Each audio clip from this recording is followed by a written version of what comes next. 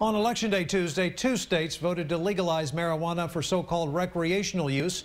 Voters in Colorado and Washington state approved laws to make it legal for adults to use and even sell small amounts of pot. But despite those votes, marijuana is still illegal in both states because of federal drug laws.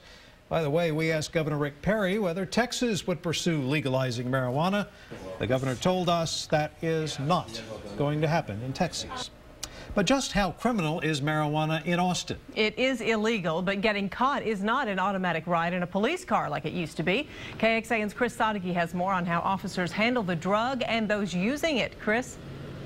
Yeah, Leslie, in Colorado and Washington, they say that one of the main reasons why they wanted to legalize marijuana was to clear the logjam at the courthouse. Well, here in Austin and our local agencies, they also want to clear that logjam, but the law remains the law.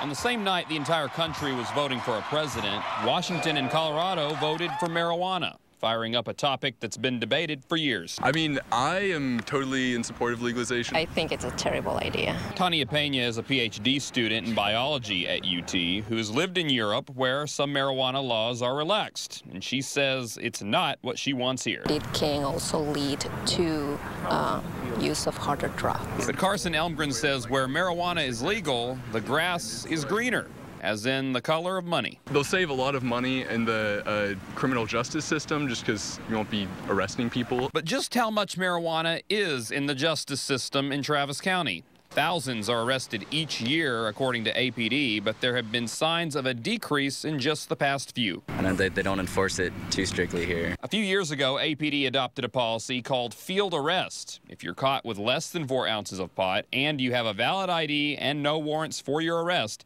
the officer can choose to release you right there on the scene. You still have a court date. A judge will still sentence you.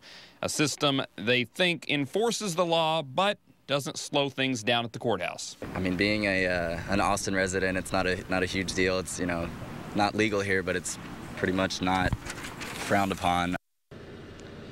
And even though it isn't legal here in Texas, the legalization in other parts of the country could have an impact closer to home because they say that the Mexican drug cartels could also feel the impact of the legalization. A Mexican policy aide says that Mexico now will likely have to rethink some of their policies, their joint policies that they have with the U.S. along the border. We're live downtown Austin. Chris Sadeghi, KXAN News.